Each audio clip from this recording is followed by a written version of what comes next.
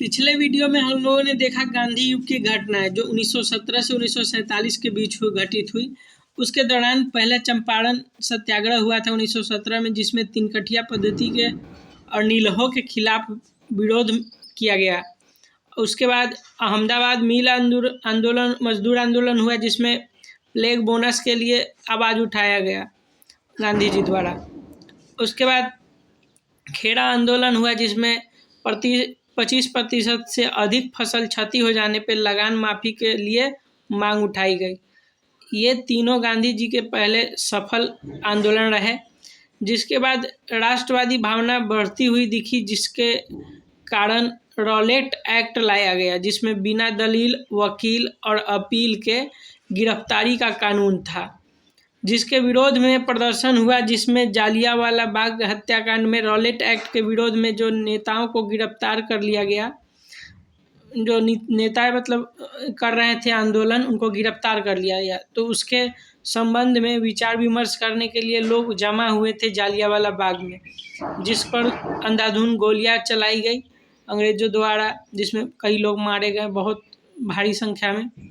उसके बाद खिलाफत आंदोलन के रूप में असहयोग आंदोलन की शुरुआत की गई गांधी जी द्वारा, जो कि पहले खिलाफत आंदोलन इसलिए हुआ क्योंकि मुस्लिमों के जो खलीफा थे तुर्की के, उनके समर्थन में मुस्लिमों की भावनाएं आहत हुई, उनसे अच्छा व्यवहार नहीं किया गया इसलिए। और उसके बाद असहयोग आंदोलन गांधी जी ने चलाया इस जालियांवाला बाग और अन्य घटनाओं को देखते हुए। रॉलेट एक्ट जैसे घटनाओं से जो जनता में असंतोष था, उसके संबंध में असहयोग आंदोलन चलाया। जो खिलाफत आंदोलन भी बाद में असहयोग आंदोलन में मिल गया।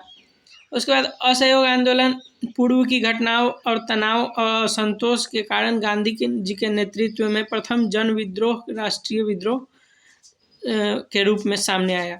उसके बाद स्वराज पार्टी, जो कि गांधी जी द्वारा नया गांधी जी के कांग्रेस जो था, उसके जो भी सदस्य थे वो चुनाव में भाग लेना चाहते थे, लेकिन चुनाव में भाग लेने की सहमति नहीं बनने के कारण नए पार्टी का गठन किया गया चित्तरंजन दास द्वारा, स्वराज पार्टी का। तो फिर स्वराज पार्टी का गठन हुआ और चुनाव में भाग लिए, जिसमें उन्हें जीत भी मिली और बड़ी पार्टी के रूप में उभरा। लेकिन उनके मृत्यु हो जाने के बाद इस पार्टी का भी समापन हो गया। उसके बाद साइमन कमीशन आता है, जिसमें भारतीय के सर्वसम्मति से संवैधानिक मसौदा तैयार करने का चुनौती दिया जाता है अंग्रेज गवर्नर द्वारा। उसके बाद नेहरू रिपोर्ट, जो कि मोतीलाल नेहरू की अध्यक्षता में रिपोर्ट पर सहमति नहीं बनने के कारण, सहमति क्यों नहीं बनी, तो जिन्ना जो थे वो पृथक निर्वाचन पद्धति के समाप्ति की मांग थी, इसलिए उन्हें उन्होंने अस्वीकार कर दिया। जैसे पृथक निर्वाचन पद्धति की पद्धति को समाप्त करने की मांग थी नेहरू रिपोर्ट में, जिसको जिन्ना ने जान लिया और उसके कारण वो उनसे सहमत नहीं हुए।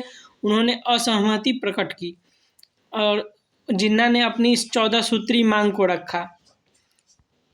तो ये था अभी तक की घटना। उसके बाद पूर्ण स्वराज की मांग उठी। लाहौर अधिवेशन में शुरू हुई पूर्ण स्वराज की मांग 1929 में, और गांधी जी ने 11 सूत्री मांग रखी।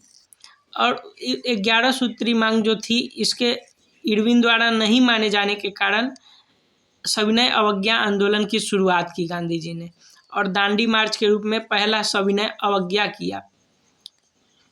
उसके बाद गोलमेज सम्मेलन में बुलाया गया भारतीय पार्टियों को अपनी राय विचार देने के लिए, जिसमें गांधी जी नहीं गए। उसके बाद दूसरा गोलमेज सम्मेलन हुआ, जिसमें गांधी जी गए पर कुछ सही उसका निर्णय नहीं निकला, जिसके कारण वो असंतुष्ट थे।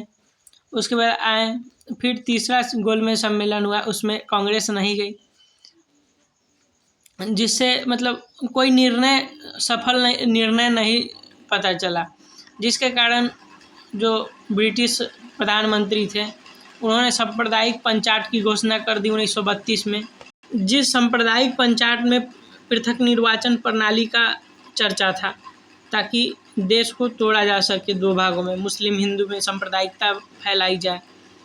तो इसके कारण इसमें सुधार करने के लिए उन्होंने पूना पैक्ट के द्वारा, इसके विरोध में पूना पैक्ट लाया गया, जिसमें महात्मा गांधी और भीमराव अम्बेडकर के मध्य बैठक हुई और उसमें सांप्रदायिक पंचायत को समाप्त करने के विषय में चर्चा हुई और 71 पृथक निर्वाचन क्षेत्र की जगह 148 आरक्षित सीट प्रांतीय चुनाव में दिया गया कांग्रेस द्वारा, और जिसमें केंद्रीय सदन में भी 18% सीट आरक्षित कर दिया गया। तो इससे भीमराव अम्बेडकर संतुष्ट हो गए। फिर तृतीय गोलमेज सम्मेलन होता है, जिसमें कांग्रेस सम्मेलन का बहिष्कार करती है और इस सम्मेलन में 46 प्रतिनिधि भाग लेते हैं। इसका भी कोई मतलब सार्थक निर्णय नहीं निकल पाता है। और इसके बाद ब्रिटेन द्वारा भारत संवैधानिक सुधार हेतु 1933 में श्वेत पत्र जारी किया जाता है तृतीय गोलमेज सम्मेलन के बाद, जिसके आधार पर भारत शासन अधिनियम 1935 लागू किया जाता है। और 1935 की भारत शासन अधिनियम की चर्चा हम लोग कर चुके हैं। इसमें कुछ मांगें रखी गई थी जिस पर विचार किया गया।